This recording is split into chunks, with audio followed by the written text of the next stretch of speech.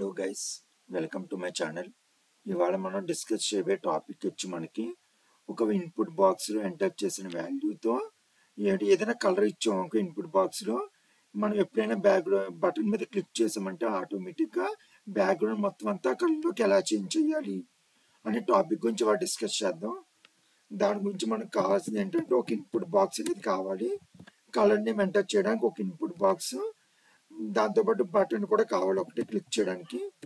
Button చెప్పి change colour, change background colour అని పెడుతున్నాను నేను. అంటే నేను ఇన్పుట్ బాక్స్లో ఇప్పుడు ఇన్పుట్ బాక్స్ నేను రెడ్ అని ఇచ్చానంటే నేను ఎప్పుడైతే బటన్ మీద క్లిక్ చేస్తానో బ్యాక్గ్రౌండ్ మొత్తం అంతా కలర్లోకి చేంజ్ అవ్వాలి. ఇప్పుడు నేను బ్రౌజర్లో రన్ చేస్తాను HTML ఫైల్ అనేది. నేను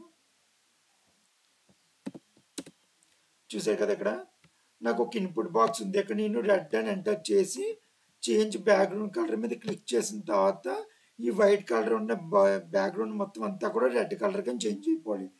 అలాగే నేను బ్లూ ఇచ్చానంటే ఆటోమేటిక్గా బ్లూ కలర్ గా చేంజ్ అయిపోవాలి. అది ఎలా చేయాలి అనేది వాడు చూద్దాం ఇవాళ మనం జావా స్క్రిప్ట్ యూజ్ చేసి. దానికోసం ఏం చేస్తానంటే ఇన్పుట్ బాక్స్ ఎంటర్ చేసిందాన్ని ఒక వేరియబుల్ డైనమిక్ చేయాలి కాబట్టి దీనికి ఒక ఐడి అనేది ఇస్తున్నాను, బి వాల్యూ అని చెప్పి నేను. దాని తర్వాత నేను ఒక స్క్రిప్ట్ ట్యాగ్ అనేది రాస్తాను, జావా స్క్రిప్ట్ కోడ్ HTMLలో. ఇప్పుడు నేను ఏం చేస్తాను అంటే మనం బటన్ క్లిక్ చేస్తే కలర్ చేంజ్ అవ్వాలి కదా, బటన్ క్లిక్ చేస్తాం కాబట్టి మనము ఆన్ క్లిక్ ఈవెంట్ అనేది వాడతాం. మనము ఇక్కడ చేంజ్ కలర్ అని చెప్తాము. ఇక్కడ ఏదైతే నేమ్ ఉందో ఆ నేమ్తో మనం ఒక ఫంక్షన్ అనేది క్రియేట్ చేస్తాం. మనము ఫంక్షన్ కీవర్డ్ యూజ్ చేసి చేంజ్ కలర్ అని చెప్పి ఒక ఫంక్షన్ నేమ్ ఇచ్చి ఇక్కడ దీని లోపల నేను ఏం చేస్తానంటే ఇక్కడ ఇన్పుట్ బాక్స్ ఎంటర్ చేసిన వాల్యూకి వచ్చి ఒక వేరియబుల్లో స్టోర్ చేయాలి. అంటే ఇక్కడ నేను ఏదైతే వాల్యూ ఇస్తానో ఆ వాల్యూ ఒక వేరియబుల్లో స్టోర్ చేయడం కోసం నేను ఇక్కడ ఒక వేరియబుల్ అనేది తీసుకుంటాను. ఏని ఒక వేరియబుల్ తీసుకుని document dot get element by ID అని చెప్పి ఇక్కడ బి వాల్యూ అని ఇస్తున్నాను. ఎందుకంటే మనకి ఇన్పుట్ బాక్స్కి ఉన్న వాల్యూ ఏంటి, ఐడి వాల్యూ, బి వాల్యూ.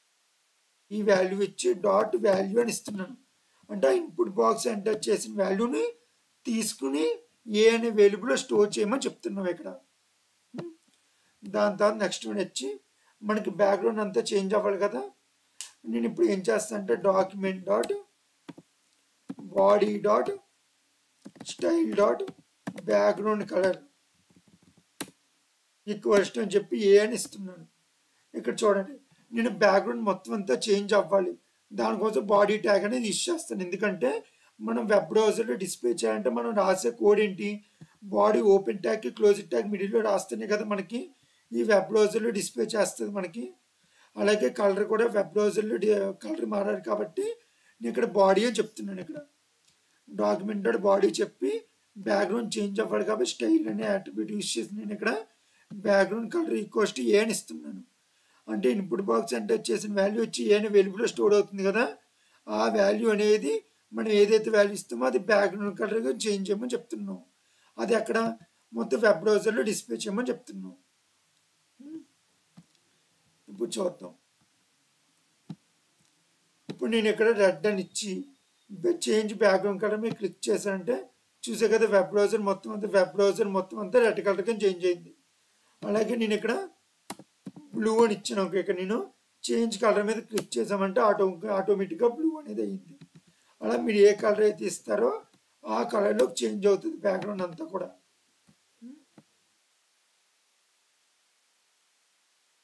ఇలా చేంజ్ అవుతుంది. కానీ నాకు ఇక్కడ ప్రాబ్లం ఏంటంటే ఇన్పుట్ బాక్స్ ఎంటర్ చేసి కలర్ చేంజ్ చేయమని తర్వాత ఇన్పుట్ బాక్స్ ఉన్న వాల్యూ అనేది రిమూవ్ అవ్వట్లేదు, అలాగే ఉండిపోతుంది. నాకు ఎంటీ అయిపోవాలి ఆటోమేటిక్గా. అలా ఎంటీ అయిపోవాలి అంటే మీరు కింద డాక్యుమెంట్ డాట్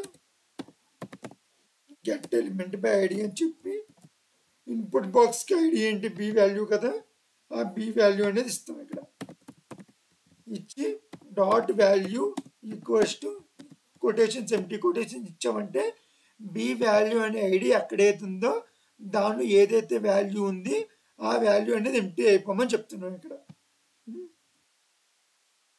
ఇప్పుడు నేను రిఫ్రెష్ చేస్తున్నాను. చేసి నేను ఇక్కడ రెడ్ అని చెప్పాను. చేంజ్ బ్యాక్గ్రౌండ్ కలర్ మీద క్లిక్ చేసిన తర్వాత మనకి బ్యాక్గ్రౌండ్ కలర్ చేంజ్ అయింది. ఇన్పుట్ బాక్స్ అనేది ఎంటీ అయిపోయింది. చూసారు కదా ఇక్కడ. ఇది ఒక ఇన్పుట్ బాక్స్ ఉన్న వాల్యూని ఎంటీ చేయాలంటే మనకి ఇది ప్రాసెస్. మనకి అదే ఒక ఇన్పుట్ బాక్స్ ఎంటర్ చేసిన వాల్యూతో మనకి బ్యాక్గ్రౌండ్ కలర్ చూపించాలంటే ఇది మనకి ప్రాసెస్. Thank you. నా క్లాస్ నచ్చితే లైక్ చేసి సబ్స్క్రైబ్ చేయండి.